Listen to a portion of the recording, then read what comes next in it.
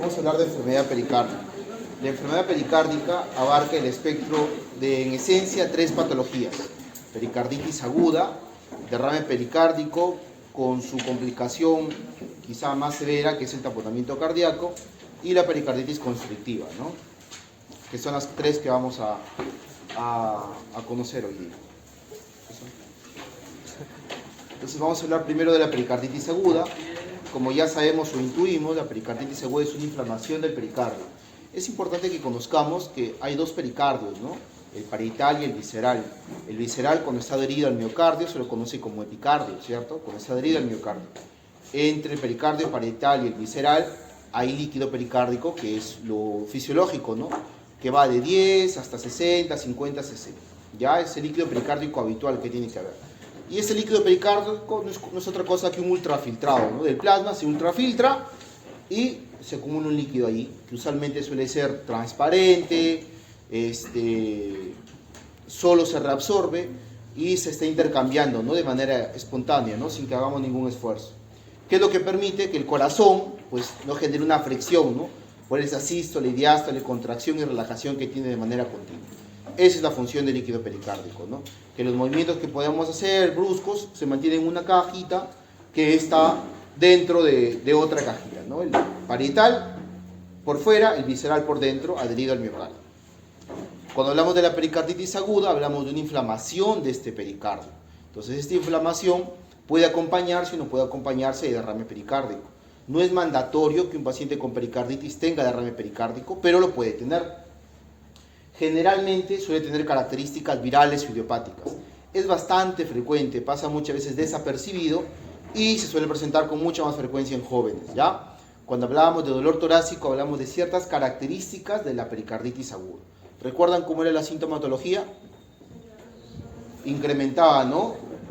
Al decúbito y a la sedestación había cierta mejoría. Eso es algo característico, ¿ya? Las causas, como ya comentamos, generalmente suelen ser virales o idiopáticas. Hay causas autoinmunes también, hay pericarditis en lupus, hay pericarditis postinfarto también, hay pericarditis asociado al postinfarto como síndrome de Dressler, postradiación, ¿no? En pacientes que tienen algún tipo de neoplasia o asociado a algún tipo de neoplasia también pueden haber pericarditis. Manifestaciones clínicas, ya sabemos, es un dolor pleurítico, muy similar al que tenemos con el derrame pleural, tipo hincada, ¿no? Ese es un dolor pleurítico. No está asociado explícitamente a la actividad física, ¿ya? Así que no tendría por qué incrementar, estoy caminando y me duele un poco más y me siento y calma, no. Si hay alguna variación del dolor en relación a la postura del paciente, suele ser que incrementa al decúbito y a la sedestación cierta mejoría.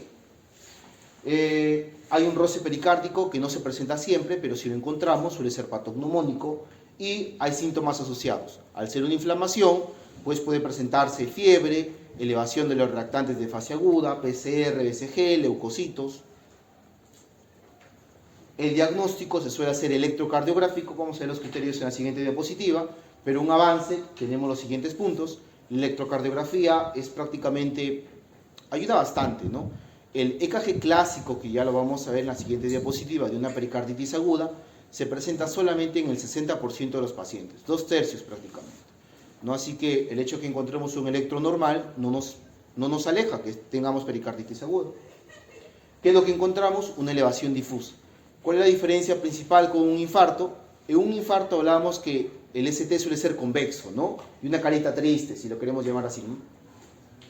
Y en la pericarditis es cóncavo, una carita feliz, lo van a ver muchas veces así. Pero no tiene que ser, no, o sea, no es lo mandatorio. Lo cóncavo o lo convexo no es lo mandatorio. Lo mandatorio es que se presenta de manera difusa. Cuando es un ST elevado, secundario a un infarto, un evento coronario, suele respetar los territorios de las coronarias. Si es una coronaria derecha, cara inferior, ¿no? 2, 3 AF. De 1 a BL, circunfleja o derecha también. Cara anterior, B1, B2, B3, B4. Eso es un infarto asociado a una elevación del ST, ¿no? Respeta el territorio de la coronaria. Mientras que cuando es por una pericarditis aguda, es una elevación difusa. Cara inferior, cara lateral, cara anterior. ¿Ya? Y otra característica es el descenso del PR. Hay un segmento del PR que tiene dos utilidades. Uno, para usar como punto de partida para la elevación del ST, ¿cierto? Como la inicio eléctrica. Y dos, en pacientes con pericarditis aguda. Tienen una elevación difusa del ST y el PR se encuentra infradesnivelado. O sea, para abajo. La ecocardiografía, ¿qué es lo que puede encontrar? Si es que encuentra algo de derrame pericárdico. Por lo tanto, ya intuimos que si hay alguna imagen diagnóstica va a ser el electrocardiograma, ¿no? Porque el derrame pericárdico que me puede ayudar la ecocardiografía, pues no se va a presentar siempre. No se va a presentar siempre. Alguna otra alteración electrocardiográfica, un poco hiperrefringente quizá, ¿no? La ecogenicidad del pericardio un poquito más incrementada. Si hablamos en relación a los laboratorios, ya comentamos, hay fiebre, leucocitosis, elevación del PCR, elevación del BCG, cualquier hallazgo asociado a inflamación. Puede haber asociado a miopericarditis también, que no lo vamos a conversar, pero intuimos, ¿no?, que si hay una inflamación del pericardio y el pericardio visceral está adherido al miocardio, puede haber también una inflamación del miocardio, una miopericarditis.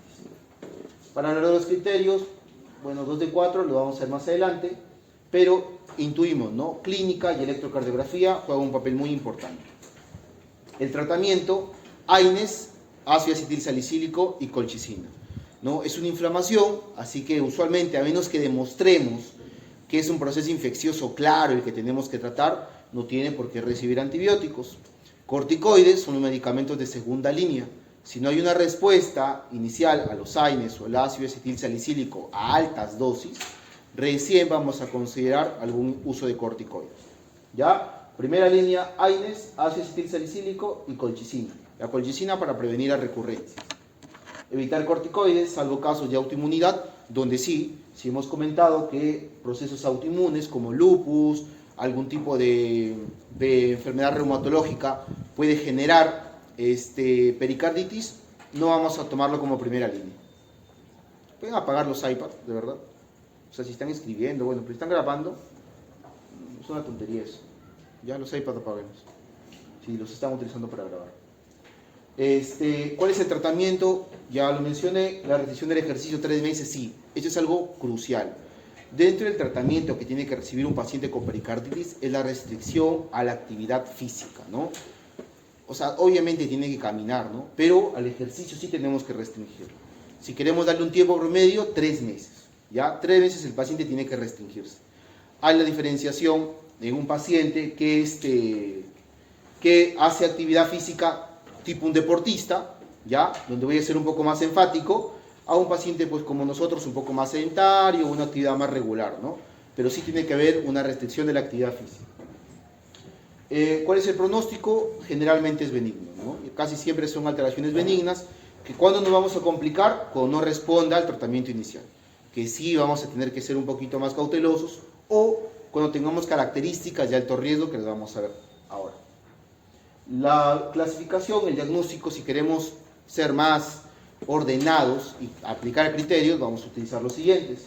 Para hablar de una pericarditis aguda, ya sabemos lo que es, vamos a tener que tener 2 de los siguientes diagnósticos. 1, dolor torácico pericárdico, ya lo comentamos cuál es. Roce pericárdico, que no siempre se presenta, pero es patognomónico si lo encontramos. Y 3, alteración en el electrocardiograma. Ya sabemos, una elevación difusa del ST, otra característica de lo patognomónico, infranivel del PR, y hay un signo que se llama SPODIC. Van a buscarlo, ¿ya? SPODIC signo se llama. Si queremos comenzar en el segmento, en la onda T, en el pico de la onda T, vamos a ir viendo cómo se va yendo para abajo, ¿no? Porque si yo sé que hay una elevación del ST y hay un infranivel del segmento PR, va así, ¿no? Así, QRS, así. QRS, así. ¿Ya? Se llama SPODIC. Lean, interesante. No les va a venir en el examen, pero búsquenlo, es interesante. Derrame pericárdico no siempre aparece, pero puede aparecer. ¿Cuáles son los hallazgos adicionales? La elevación de marcadores, si bien no es parte de los criterios, son hallazgos que colaboran a tu diagnóstico, ¿no? De inflamación, PCR, BCG, leucocitosis, evidencia de inflamación pericárdica por tomografía, resonancia magnética. Estudios de caracterización tisular que realmente no valdrían la pena hacerlos de rutina en un paciente con pericarditis aguda. ¿Hay una pericarditis incesante? Sí hay. es una pericarditis que dura la sintomatología más de 4 a 6 semanas, o menos de 3 meses sin remisión. Entonces, como ya vemos características de pericarditis incesante, podemos considerar pasar una segunda línea, ¿no? Que son los corticoides. La recurrente es una pericarditis, es una recurrencia de la pericarditis, ¿no? Después de un primer episodio documentado de pericarditis aguda y de 4 a 6 semanas que está sin síntomas, ¿no? La incesante es que los síntomas se están manteniendo. La recurrente es un paciente que tuvo pericarditis, estuvo de 4 a 6 semanas tranquilo y volvemos a tener nuevamente sintomatología de pericarditis. Y la crónica, como prácticamente en todos los 3 fenotipos del síndrome pericárdico, hace referencia a una duración de más de 3 meses.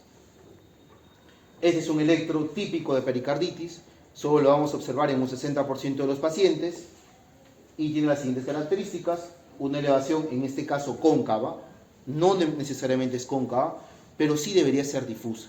Y con difusa no me refiero a que todo el electro está con elevación del ST, pero sí que no respeta los territorios de la coronaria, ¿no? Si tiene cara inferior, tiene inferior y cara lateral. Si tiene cara anterior, es elevación de cara anterior y cara inferior. Entonces, cuando hay esa afección asociada a una elevación del ST, tengo que pensar en pericarditis. ¿Qué otra? El infradesnivel del segmento PR. Este PR está con una tendencia para abajo. ¿Con quién lo voy a comparar? Con este segmento ILK, el TP, ¿no? Comparo con esto y miro un segmento PR infradesnivelado. A veces se infradesnivela en varias, pero en la derivada ABR se supradesnivela, ¿no? Que pareciera ser este caso. Supradesnivela aquí el segmento PR y miren, ¿no? Y está todo lo contrario con respecto al ST. ¿Ya? Y el SPODI, no sé si este tiene SPODI, más o menos, si lo queremos ver así, miren cómo va de caída, ¿no? Caída, caída, para abajo, para abajo, para abajo. En cualquiera, el SPODI se ve en cualquiera. Como hay una elevación del ST y un infradesnivel del segmento PR, va de caída, ¿no? Caída, caída, caída, caída, caída. ¿Ya? No es un síntoma frecuente, pero no es un signo, no siempre se ve. Pero sí son esos nombrecitos que deberíamos aprender, ¿no? Es un plus. ¿Cuál es el manejo de la pericarditis? Bastante sencillo. El diagnóstico se basa en la clínica y en el electrocardiograma. Si queremos, aplicamos los criterios. Antes de esto, veamos esto. Predictores de mal pronóstico. Mayores. Fiebre, inicio subagudo, derrame pericárdico importante. Puede haber derrame pericárdico, pero el hecho de que sea importante nos tiene que llamar la atención. Que esté asociado a taponamiento cardíaco, ausencia de respuesta a la primera línea, son parte de los criterios mayores. 1 nos hace llamar la atención, o 2 de los menores, miopericarditis, no solamente una afección del pericardio, sino también una afección ya del miocardio, con una caída de la febri, elevación de troponinas, me tiene que hacer pensar en una miopericarditis. Inmunosupresión, un paciente que tiene pericarditis asociado a un deterioro del estadio inmunológico, es un signo de mal pronóstico. Traumatismo también, un paciente que va con la bicicleta y ¡pum!, recibe un choque, hay cierto golpe, es un criterio menor para un mal pronóstico de la pericarditis. O tratamiento con anticoagulantes orales. Presenta 2 mayores o 1 de los menores, va a ser considerado en el algoritmo que ya vamos a ver a continuación. Entonces, ¿hay pericarditis? ¿Ya lo diagnostiqué? No. Criterios diagnósticos no satisfactorios, busco otra afección, ¿no? Hay infartos que pueden comprometer cara inferior y cara lateral, sí hay, ¿no? Cara inferior y B5, B6, hay. Entonces, no fue una elevación del ST por una pericarditis, no tengo que pensar en un síndrome coronario, ¿no? Pero, obviamente, los síntomas son diferentes, hay troponinas elevadas, el inicio es más súbito, el grupo etario es diferente, ¿no? La pericarditis se suele dar en jóvenes. Ya, esto va por otro lado. ¿Hago diagnóstico de pericarditis? Sí. ¿Hay una sospecha importante, alguna etiología específica? No, o sí. El paciente es un postinfarto, puede ser un trailer, ¿no? Es una sospecha etiológica. Mi paciente es una mujer que tuvo cáncer de mama y recibió RT, hay una sospecha etiológica. Es un paciente con lupus, ¿no? Hay una sospecha etiológica. Si le existe, trato de valorarla, ¿no? Porque puede ser un caso de inmunosupresión, puede ser un caso de un traumatismo, ingreso hospitalario y búsqueda de etiología, ¿no? Si hay la sospecha. Si no, pienso en la causa más frecuente, ¿no? Que es viral o idiopática. Entonces, hay casos de no alto riesgo, que no necesariamente el paciente tiene que ser hospitalizado, ¿no? Sin ingreso hospitalario, búsqueda etiológica sutil, buscándolas por las características que puede escribir el paciente. ¿Responde AINES? Sí. Seguimiento en casita, ¿no? Conozco al paciente, diagnostico mi pericarditis, veo si tiene algún criterio de alto riesgo, veo si tengo la sospecha de alguna etiología específica que merece hospitalizarse. Si no encuentro nada de esto, me quedo con la más frecuente, viral o idiopática. Tratamiento con AINES, usualmente se suelen quedar las pericarditis, 1 a 2-3 días, ¿no? Inicio el tratamiento, veo que va respondiendo a la sintomatología, que en esencia es el dolor, mejora el dolor, perfecto, el paciente sigue todo su tratamiento de manera ambulatoria. El tratamiento suele ser semanas, 2 a 4 semanas usualmente, con AINES, ácido acetilsalicílico y colchicina para evitar la recurrencia. Dosis altas. Si un infarto, dosis de carga dábamos 300 a 325 miligramos, ¿no? Y dosis de mantenimiento son 100. Fíjense la dosis de ácido acetilsalicílico que damos, 750 a 1000 cada 8 horas, altísimas. Lo mismo con ibuprofeno, 600 miligramos cada 8 horas, dosis muy altas. Le damos por varias semanas. Después de las 2 semanas vamos a continuar con el tratamiento, pero si ha habido buena respuesta, vamos a desescalar, bajamos la dosis, ¿no? El ácido acetilsalicílico de 250 a 500. El ibuprofeno ya no 600, sino 400 o 200 cada 8 horas. ¿Ya? El tratamiento suele ser por varias semanas, 4 o 6 semanas. Estas 2 semanas son iniciales, vemos que hay buena respuesta, bajamos a la mitad de la dosis prácticamente, ¿no? Y lo continuamos. Para evitar la recurrencia, damos colchicina de acuerdo al peso, ¿no?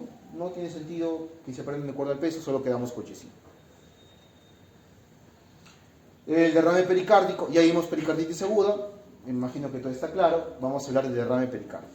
Ya sabemos que en el espacio pericárdico, entre el pericardio visceral y el parietal, se acumula líquido, condiciones normales, 10 a 60 cc prácticamente, que continuamente se está recambiando de manera espontánea, ¿no?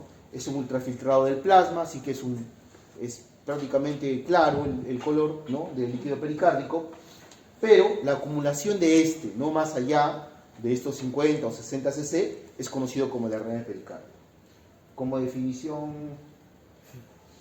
vamos a clasificarlo. ¿Derrame pericárdico qué es? Es este acúmulo de líquido en el espacio pericárdico. ¿Hay distintas maneras de clasificarlo? Sí, de acuerdo al inicio, al comienzo. Si es agudo, que es reciente, suelen ser semanas, usualmente le dan el punto de corte de 4 semanas, ¿no? Menor a 4 semanas. De un mes a 3 meses subagudo, y cuando dura más de 3 meses es un comienzo crónico, ¿no? Está con la sintomatología durante mucho tiempo y le encuentran el derrame pericárdico. De acuerdo al tamaño, que es la que más solemos utilizar, es la que realmente debemos recordar siempre, que es de acuerdo al pozo. Vamos a ver unas imágenes de derrame pericárdico, donde si este es el corazoncito, todo este es el pericardio parietal, ¿no? Entonces, dentro del pericardio parietal hay líquido, ¿cierto? Este es derrame pericárdico. Si este es el corazón y este es el pericardio, ubico el pozo, ¿no? Hay un pozo anterior, un pozo posterior, un lateral y otro lateral. ¿Cuál creen que es el pozo mayor? El posterior, ¿no? ¿Cierto? Miren, no se lo memoricen. O sea, es el ejemplo. El ejemplo es, no es que el pozo posterior es mayor siempre. Le vuelvo a repetir. Por eso, miren acá. Este es el corazón. Acá está el corazoncito que lo rodea, el epicardio, ¿cierto? Que es el pericardio visceral. Este es el pericardio parietal. Entonces acá hay derrame pericárdico, ¿cierto? Bastante derrame pericárdico. Más adelante está la imagen. ¿Ya? Este es un lugar, este es otro lugar, otro lugar, otro lugar. Si queremos hablarlo por la localización, podemos hablarlo como anterior, posterior, lateral y lateral. ¿Ya? ¿Qué lugar hay más líquido pericárdico? El posterior, ¿no? Para acá, para arriba, ¿cierto? Ya. Entonces, eso hablamos de los pozos. Medimos dónde se encuentra el pozo mayor y mido simplemente por la ecocardiografía o por la tomografía. 40 milímetros. Ya. Pozo mayor, PM, 40 milímetros. Entonces, cuando hablo del tamaño, es un derrame pericárdico grande o severo, porque tiene un pozo más de 20 milímetros. ¿Entienden? Puede ser que el pozo de acá sea 1 milímetro, 20 milímetros, 8 milímetros, pero si hay uno que es más de 20 milímetros es severo.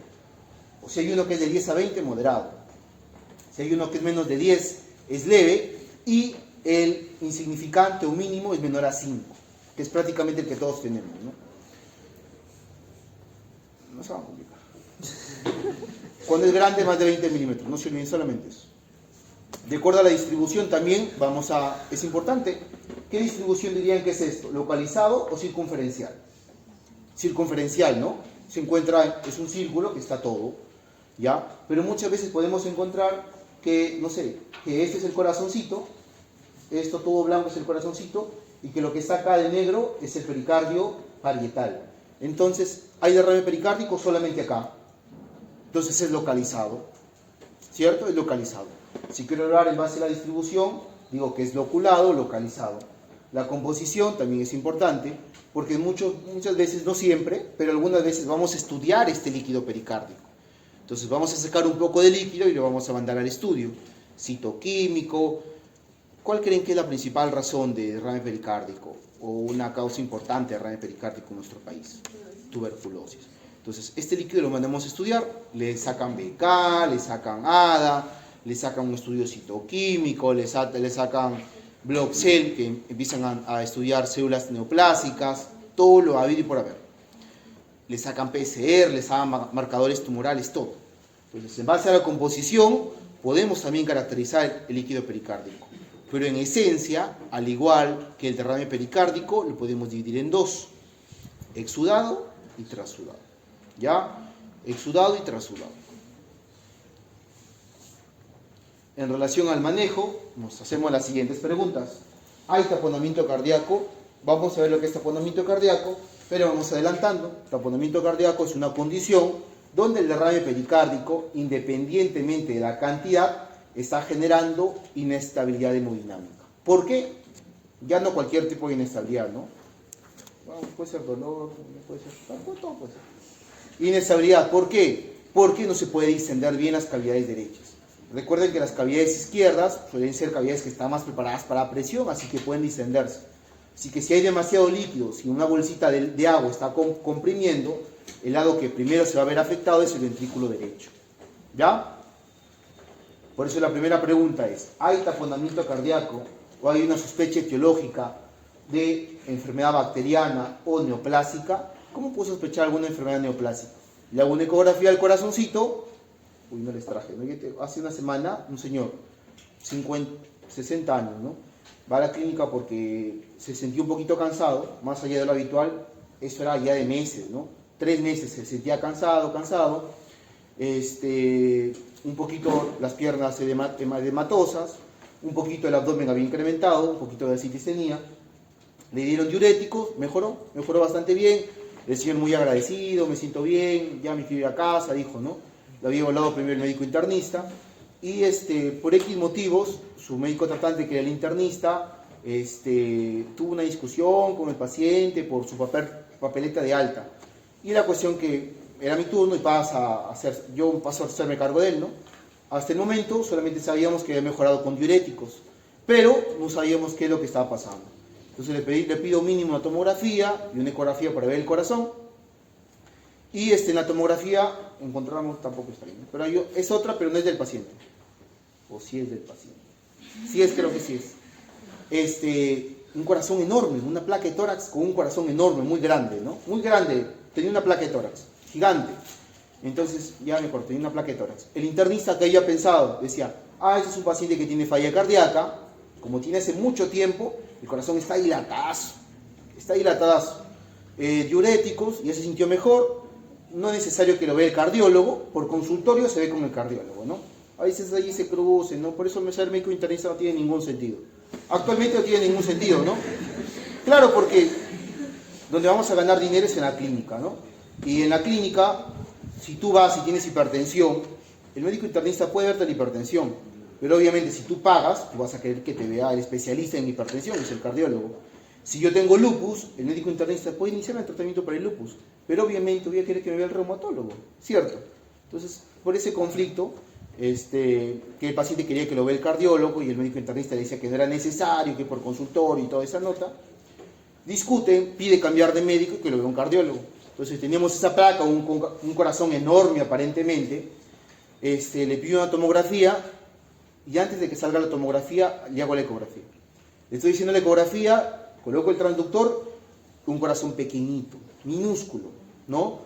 todo era líquido pericárdico, ¿no? Todo era líquido pericárdico, enorme líquido pericárdico. Pero no era solamente eso. Debajo de la aurícula izquierda había una masita pequeña, ¿no?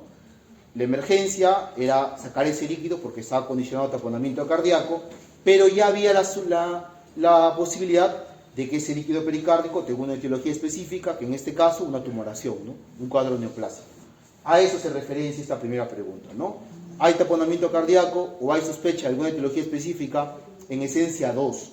La bacteriana es fatídica, es mortal. Es un líquido purulento el que se encuentra ahí, y tiene que recibir antibióticos de manera precoz. Porque no solamente se infecta el pericardio, sino se infecta el miocardio, se infectan las válvulas y es catastrófico todo esto, ¿ya? Por eso nos enfocamos en estas tres. O hay taponamiento, hay una infección activa, no sé, el paciente tiene 50.000 de leucocitos, está con fiebre 39 y encima le encuentro líquido pericárdico, posiblemente esto es bacteriano, ¿entienden? A diferencia de la tuberculosis, que usualmente no suele ser con una TB activa, suele ser con un paciente que vive en Huaycán o que vive aquí en Ñaña, toda su vida, ya ahora tiene 40 años, un poquito de falta de aire y le encontraron, ¿no? Entonces, la tuberculosis es un cuadro mucho más crónico, ¿no? Subagudo crónico. Entonces, si hay bacteriana, perfecto. Sospecha, tengo que sacar el líquido para corroborarlo, estudiarlo, ¿no? Ver que es un exudado. Si es neoplásico, no sé, hay una tumoración pulmonar, no necesariamente tiene que ser cardíaca, puede ser pulmonar también. Hay mamaria también, hay sarcomas, que es el caso del paciente. Este paciente había tenido hace 5 años, y no le había dicho al médico internista, que lo habían operado de un sarcoma en la pierna izquierda. Entonces, ¿qué había pasado? Pues habían pasado 5 años y había recurrencia de la neoplasia, pero ya con una diseminación distal, ¿no? Pero en este caso el corazón. Sí, si hay la sospecha de estos, tengo que hacer la pericardiocentesis. Entrar con una agujita por distintas ventanas y sacar ese líquido. ¿Ya? Ya vamos a hablar que es taponamiento. Si hay bacteriana, también, porque tengo que sacar ese líquido y mandarlo a estudiar y decir si es un exudado, trato la infección. Si es neoplásica, de la misma manera, por las características del líquido. Perfecto, no hay ninguna de estas. ¿Hay marcadores inflamatorios elevados? Sí. Hay la posibilidad que pueda ser una pericarditis, ¿cierto? Tratamiento antiinflamatorio empírico como una pericarditis. Obviamente no tiene que ser tan marcado el líquido pericárdico, ¿no? ¿Hay derrame pericárdico asociado a pericarditis? Sí. Perfecto. ¿No hay marcadores inflamatorios? Muy bien. ¿Hay alguna enfermedad asociada que es conocida? Sí. ¿Hay un derrame pericárdico? Probablemente asociado. ¿Tiene lupus? ¿Tiene artritis reumatoide? ¿Tiene infarto? La pericarditis postinfarto. ¿Ha sufrido algún trauma? Si bien es de alto riesgo, hay que vigilarlo, pero es de explicación, ¿me entienden? Y si no hay una enfermedad asociada conocida, la siguiente pregunta, ¿es un derrame pericárdico severo? No necesariamente tiene que ser severo para que nos lleve al taponamiento, ¿ya? Y lo contrario también, no necesariamente todo taponamiento es severo, ¿no? ¿Hay derrame pericárdico grande? Sí, perfecto. Si no hay, lo seguimos, lo observamos nada más. Pero si hay derrame pericárdico, igual tengo que hacer la pericardiocentesis. Taponamiento cardíaco. ¿Dudas con respecto al derrame pericárdico? Muy bien. Taponamiento cardíaco es la acumulación de líquido, ya sabemos, hay derrame pericárdico, ahora hay taponamiento cardíaco. Es la acumulación de líquido pericárdico que va a comprometer el llenado y el gasto cardíaco. Hay dos palabras que es importante recordarlas, que es la interdependencia ventricular. El ventrículo izquierdo depende del derecho y viceversa, ¿ya? Si hay un colapso del ventrículo izquierdo, hay una disminución también del ventrículo derecho. Si hay una sobredistensión del ventrículo derecho, el tabique interventricular, ¿no? Se va a movilizar muchas veces hacia un lado y genera esta disminución del gasto cardíaco también, ¿no? De lo que sale del ventrículo izquierdo. Por eso, si bien en un taponamiento cardíaco las cavidades que se comprometen son las derechas, aurículo y ventrículo derecho, porque no pueden distenderse, el ventrículo izquierdo, por esta interdependencia, se ve afectado, ¿ya? Por eso, no solamente es que se dificulte el llenado, sino que el gasto cardíaco disminuye. ¿Cuáles son las causas? Pericarditis, también, traumas, neoplasias, complicaciones postquirúrgicas, manifestaciones clínicas, la tríada de Beck, muy conocida, hipotensión, ¿no? Por afección del ventrículo izquierdo, ¿no? Por interdependencia ventricular, ingurgitación yugular, ¿por qué? Porque hay una disminución del retorno venoso. Ruidos cardíacos apagados, ¿por qué? Porque hay bastante líquido que está impidiendo que yo pueda auscultar bien los ruidos cardíacos. El pulso paradójico, que hace referencia a esta disminución de 10 milímetros de mercurio con la inspiración, también es un signo característico del taponamiento cardíaco. Y la disnea y taquicardia, que son síntomas un poco más inespecíficos, pero que se pueden presentar en taponamiento cardíaco. Esta es la triada de Beck. Es un paciente que como el retorno venoso está disminuido, porque el BD y la aurícula derecha no se pueden distender, está ingurgitado el paciente, ¿no? Perfecto. 2, los ruidos cardíacos están disminuidos porque hay bastante líquido pericárdico. Ese es otro, ¿no? Que realmente a mí también se me pasó. En el paciente, al auscultarlo, a veces la intensidad pasa desapercibida. Entonces es importante que tengamos en cuenta que hay una intensidad mínima que debería estar presente. Estos pacientes con taponamiento cardíaco, que suelen ser por la cronicidad del derrame pericárdico, al auscultar se encuentran disminuidos los ruidos cardíacos. Y por esa interdependencia afectada, el ventrículo izquierdo eyecta menos sangre, hay dificultad para la eyección y por lo tanto la presión arterial va a disminuir. Hipotensión, ingurgitación yugular y ruidos cardíacos disminuidos. La triada de Beck. ¿Cuáles son las causas? Nuevamente recordamos: pericarditis, TB, iatrogénico, por algún procedimiento quirúrgico, traumáticos, neoplásicos. Los neoplásicos suelen ser sanguinolentos, ¿no? Ve sangre en un líquido pericárdico, piensa en neoplasia. Tuberculosis es una coloración citrina, ¿no? Citrina. Infecciosa, como tal, suele ser purulenta la secreción que se extrae, toda lechosa, así, blanquecina. Por la coloración también nos podemos ayudar, ¿no? Las causas infrecuentes: alguna colagenopatía, lupus AR, pueden generar derrame pericárdico y taponamiento cardíaco. Recuerden, no necesariamente tiene que ser bastante o severo el derrame pericárdico para que se tapone, ¿ya? Y no todo severo sí o sí se va a taponar en el momento, ¿no? El crónico, alguna vez se decía que puede estar hasta 2 litros. Yo lo máximo que he visto son algo de 3 litros, ¿no?, de líquido pericárdico, ¿no? Un paciente con tuberculosis, catéxico, ¿no? Ya lo veías y decías, un TB, ¿no? Pero tenía 2 litros, 2 litros y medio, dice, ¿no? Que el crónico acumula por ahí, un poquito más, un poquito menos. Pero si es un taponamiento por una causa traumática, por ejemplo, el doctor es en su bicicleta, ¡pum!, un choque, un impacto aquí a nivel del hemitórax, genera derrame pericárdico. Y esto es marcado porque hay una lesión y es sangre, con 250, 300 cc se puede taponar, ¿ya? Entonces eso recuerden. Radiación también, infarto también, uremia también. La enfermedad renal crónica, los nefrópatas suelen hacer pericarditis por uremia. Es más, es un signo de una urgencia dialítica, ¿no? Cuando hay pericarditis urémica. Disección aórtica también se está disecando y llega también hasta el pericardio. Las infecciones también, neumopericardio de la misma manera, puede ser aire, puede ser la cirugía, están operando, hacen un corte y se acumula sangre, ¿no? ¿Cuál es el diagnóstico? Clínica, es importante reconocer ciertas características, pero en esencia aquí es la ecocardiografía o alguna técnica de imagen, ¿no? Miento, ecocardiografía. ¿Por qué? Porque en la tomografía son cortes nada más, son fotos, miles de fotos, pero el taponamiento cardíaco no depende de la cantidad de líquido pericárdico, depende de la dificultad para el llenado ventricular o el llenado de cavidades derechas. Por lo tanto, tengo que ver en una imagen dinámica, ¿no? Que eso sí me lo va a permitir la ecocardiografía.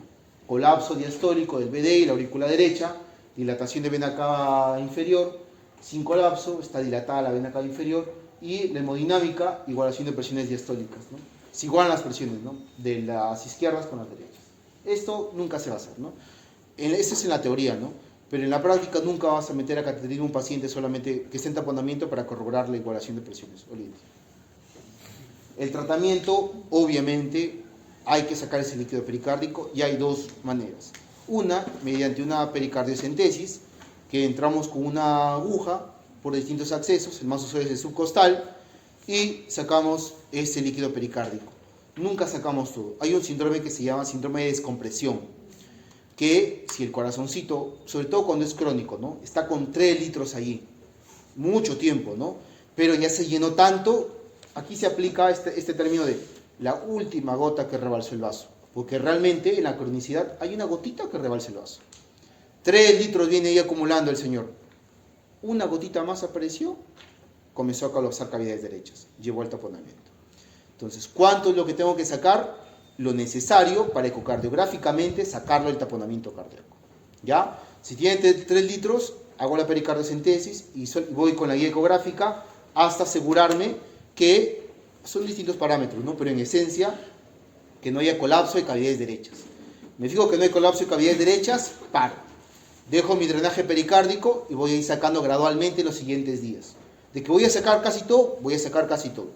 ¿Ya? Pero en el evento inicial, en el agudo, no se debería sacar todo, ¿no? Porque genera un síndrome de descompresión. Pericardiocentesis urgente, de emergencia, creo que sería la palabra, porque el paciente está inestable hemodinámicamente, ¿no? El taponamiento es un cuadro de inestabilidad. La ventaja de la ecocardiografía es de que muchas veces, antes de que ocurra la inestabilidad clínica, de que el paciente esté o que haga ya la triada de B como tal, hay parámetros que ya te predicen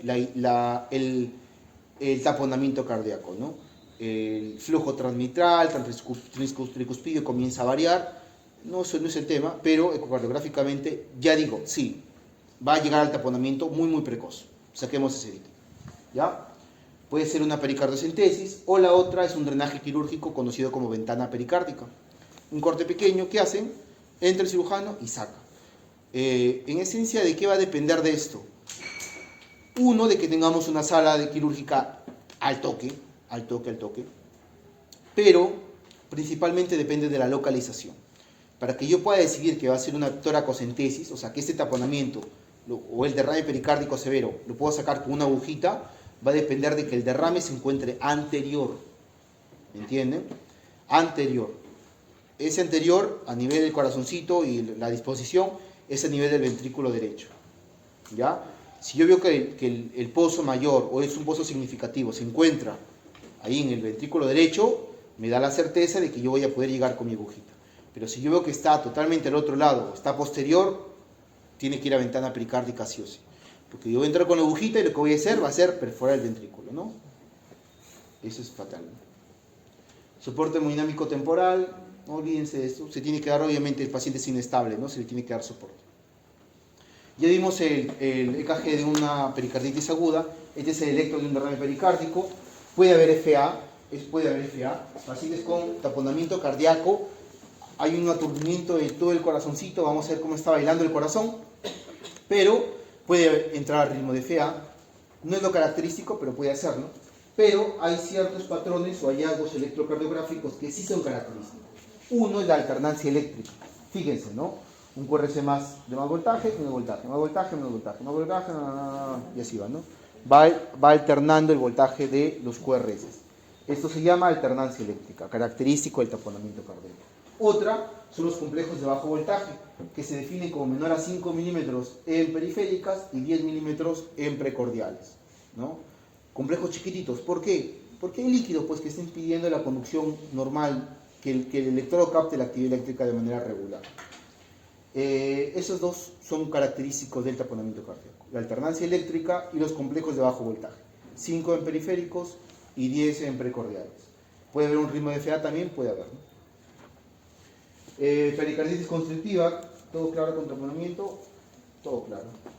Pericarditis constrictiva, que es otro espectro que vamos a ver en el síndrome pericárdico, es un engrosamiento, hay fibrosis, hay calcificación del pericardio, ¿ya? Del pericardio. Hay restricción del llenado. Nuevamente hace referencia a la cronicidad, casi siempre la pericarditis constrictiva, y dificulta también el llenado, ¿no? Siempre se va a ver afectado el llenado. Es un corazoncito que se está moviendo muy bien, las válvulas están prácticamente normales, el miocardio está muy bien, pero hay dificultad para la distensión en todo el corazoncito usualmente. Y está asociado a la cronicidad. Vamos a ver que las causas también son causas crónicas. Es una inflamación crónica que te lleva a la fibrosis y por lo tanto a una posible fibrosis y calcificación del pericardio. Se va a impedir el llenado diastólico, por lo tanto, por la interdependencia, va a disminuir el gasto cardíaco y por lo tanto va a incrementar la congestión sistémica. Algo que tiene que recordar también en taponamiento cardíaco Ya no hablamos de falla cardíaca derecha y falla cardíaca izquierda, ¿no?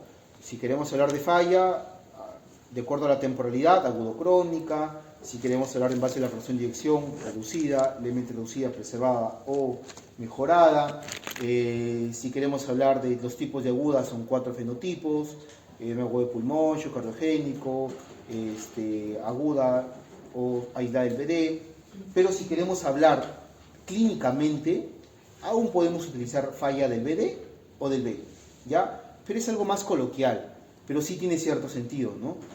¿Qué síntomas genera la falla del ventrículo derecho? ¿No? Usualmente este incremento de la congestión venosa, ingurgitación yugular, reflujo hepato-yugular, hay esta falla hepática muchas veces, ¿no? Porque las hepáticas son una de las principales ramas que drenan a nivel de las cavidades derechas, edemas en miembros inferiores, ascitis, ¿no? ¿Y cuáles son los síntomas asociados a la falla izquierda? La congestión pulmonar en esencia, ¿no? Porque este incremento de la presión diastólica del ventrículo izquierdo, auricular izquierda, capilar pulmonar, ¿ya? Cuando tenemos taponamiento cardíaco en una cuestión crónica, usualmente vemos síntomas asociados a la falla del BD, ¿ya? Este paciente tenía edema, está ascítico, bien ingurgitado yugularmente, ¿no? Eso se refiere también a la tríada de Beck, ¿no? Por la parte derecha, la ingurgitación yugular. Mientras que la pericarditis constrictiva prácticamente suele ser todo, ¿no? Todo está constrictivo. Obviamente que vamos a ver también falla del BD, porque es el primero que se ve afectado, porque es la disminución de la distensión del llenado, ¿ya? Y lo primero que se afecta siempre va a ser ventrículo derecho y aurícula derecha. ¿Cuáles son las causas? Tuberculosis suele generar pericarditis constrictiva, cirugía cardíaca también es importante, radioterapia o de manera idiopática, ¿no? Cada vez es más problemas quirúrgicos, ¿no? Cirugía cardíaca hay que pensar que puede estar teniendo una pericarditis constrictiva. Y obviamente no es aguda, pues, ¿no? No es que el paciente se operó ayer y hoy día hizo pericarditis, no. Se operó hace 5 años, ya tengo el antecedente de cirugía cardíaca. Veo en las imágenes y voy a ver características de constrictividad. Manifestaciones clínicas, el signo de Kussmaul, el no pericárdico o la auscultación, el shock pericárdico, también patognomónico, bien característico, pero no siempre se encuentra. Síntomas de falla derecha, disnea, edema periférico, ascitis, hepatomegalia. El diagnóstico se hace por ecocardiografía. Hay esa alteración septal, bone septal, variación respiratoria de los flujos. Olvídense esto, realmente se van a confundir. Lo que podemos encontrar en ecocardiografía es la hiperrefringencia del pericardio, ¿no? Un pericardio bastante ecogénico, ¿no? Que dificulta el llenado. Ecocardiográficamente, alteraciones en el llenado. ¿Qué me va a servir muchísimo acá? Imágenes como la tomografía o la resonancia. Porque a diferencia de la ecocardiografía, en la tomografía y resonancia voy a poder medir el grosor del pericardio. Un pericardio mayor de 4 milímetros es característico de la pericarditis constrictiva. Cateterismo me puede ayudar, nuevamente, igualación de presiones diastólicas. Sí, en este caso sí se puede, sí se llega a hacer todavía, ¿no? Sí se llega a hacer todavía, ¿no? Porque recuerden que este es un caso de cronicidad, a diferencia del taponamiento cardíaco, que es un evento súbito, ¿no? Que puede haber tenido el derrame pericárdico crónicamente, pero nunca hay taponamiento crónico, no existe taponamiento crónico. Súbitamente hizo una gotita más y colapsa. ¿Cuál es el tratamiento médico? Diuréticos, obviamente para mejorar de manera parcial, pero el tratamiento definitivo es la pericardectomía. En un paciente que tiene taponamiento cardíaco, a veces la conducta que se tuvo, por ejemplo, con este paciente es bastante, a veces hasta peligrosa, ¿no? Si yo sé que el llenado del corazón está afectado y yo muchas veces doy diuréticos, doy demasiados diuréticos o dosis demasiado altas, puedo disminuir la precarga. Entonces, este corazón en el taponamiento cardíaco ya tiene reducida la precarga, ¿cierto? Porque hay poca distensión de las cavidades derechas. Y yo le estoy restringiendo mucho más la precarga, puede ser peligroso, muy peligroso para el paciente. Entonces, por eso hay que tener bastante cuidado. Lo mismo en la pericarditis constrictiva, ¿no? Quizá no tanto cuidado como en el taponamiento cardíaco, porque este corazón aún no está demasiado restringido, pero en el taponamiento sí, hay que tener cuidado con los diuréticos. Necesita, sí, una fase inicial, un poco, no demasiado, porque la solución va a ser sacar ese líquido pericárdico. El definitivo de la pericarditis constrictiva, pericardectomía, sacar ese pericardio y evitar que constriña el corazón. Acá tenemos 3 imágenes, vemos acá, estas son tomográficas. ¿no? Acá está el miocardio, el epicardio, que en teoría es el que está acá, el pericardio visceral, y no lo vemos acá, pero obviamente acá hay algo que está conteniendo este espacio que tenemos acá, ¿no? Que es el líquido pericárdico, ¿no? Este prácticamente es circunferencial, ¿no? Circunferencial. Acá están midiendo los pozos, este es el pozo anterior, este es el pozo posterior. Aparentemente consideran que hay más líquido en el pozo posterior, lo miden 22 milímetros, ¿no? Es un derrame pericárdico grave o severo, más de 20. Acá, esta es una tomografía de una pericarditis constrictiva, ¿no? El paciente está con dificultad para la diástole. Lo mismo, que genera síntomas, el mismo paciente que teníamos, ¿no? Pero le hago la tomografía, le hago la ecografía y no veo derrame pericárdico. O mínimo realmente, mínimo. Y si somos exquisitos, realmente existe casi nulo derrame pericárdico. Lo que existe es un engrosamiento del pericardio, que lo van a cuantificar. Una de las características es encontrar, ¿sí? Es encontrarlo más de 4 milímetros, que es de pericarditis constrictiva. Y acá, nuevamente, derrame pericárdico, pero ven que está un poco más localizado, ¿no? En este caso es más anterior. Más anterior, un poquito más localizado. Cabe la posibilidad de que le pueda ingresar por acá, con una agujita, y sale. Esta es otra vista, este es el corte axial, este es otro corte, donde ven lo mismo, ¿no? Está el miocardio acá está el pericardio engrosadito. Acá es otro corte y ven que hay derrame pericárdico, derrame pericárdico. Esta vista, sí es ese, no es otro. Este es otro, donde ven que el pericardio está engrosado y lo tratan de medir. Más de 4 milímetros, hay derrame pericárdico, este es derrame pericárdico. ¿Ya? La densidad está alterada, es diferente, ¿no? Pericardio, líquido pericárdico, pericardio. Esta es la ecografía que les mencionaba. Miren cómo está el pericardio parietal por acá, el pericardio visceral está por encima del miocardio, y todo esto es el derrame pericárdico severo, ¿no? Como el corazón está prácticamente bailando. Hay una dificultad para la definición de las cavidades derechas, prácticamente no puedo hacer una buena diástole del ventrículo derecho. Obviamente, si yo coloco un electrodo por acá, no va a transmitir la misma voltaje a nivel del electrocardiograma. La vena cava inferior que llega acá a la aurícula derecha, obviamente va a estar dilatada y por lo tanto hay incurgitación yugular. Obviamente, por la interdependencia ventricular, si está afectado el llenado, el gasto cardíaco que sale del ventrículo izquierdo va a estar reducido y se explica la tríada de Beck, ¿no? Complejos de bajo voltaje, incurgitación yugular y un gasto cardíaco disminuido. Como conclusión, sabemos que la pericarditis aguda es un cuadro clínico y electrocardiograma, prácticamente lo que nos hace el diagnóstico, y el manejo suele ser médico, ¿no? Viral, idiopática, siempre en la cabeza, 1 a 2 semanas es la terapia inicial, si hay buena respuesta, bajo dosis y me quedo tranquilo. Colchicina para recurrencia y corticoides como segunda línea. Constrictiva es un diagnóstico diferencial de la restricción, el principal diagnóstico diferencial de la pericarditis constrictiva es la miocardiopatía restrictiva, ¿no? Tratamiento quirúrgico, hay que hacer pericardiectomía, sacar este pericardio. En el taponamiento cardíaco es una emergencia y lo que hay que hacer es la pericardiocentesis o la ventana pericárdica, ¿no? Si no puede entrar con una agujita, tengo que meter la sala, ¿no? En todos ellos, en esencia, el taponamiento, un reconocimiento rápido va a cambiar la evolución clínica, ¿no? Yo creo que en todos, porque en la pericarditis también, ¿no? Hay pacientes que pasan semanas, meses y nadie diagnostica la pericarditis, ¿no? Porque no está en nuestra mente. Dolor pericárdico, joven, muscular, siempre decimos, ¿no? Y mientras no le demos el antiinflamatorio y la colchicina, lo predisponemos a que haga una pericarditis bastante recurrente o incesante, ¿no? Siempre se mantenga con síntomas. Listo, la siguiente clase es el jueves. ¿La muchachos?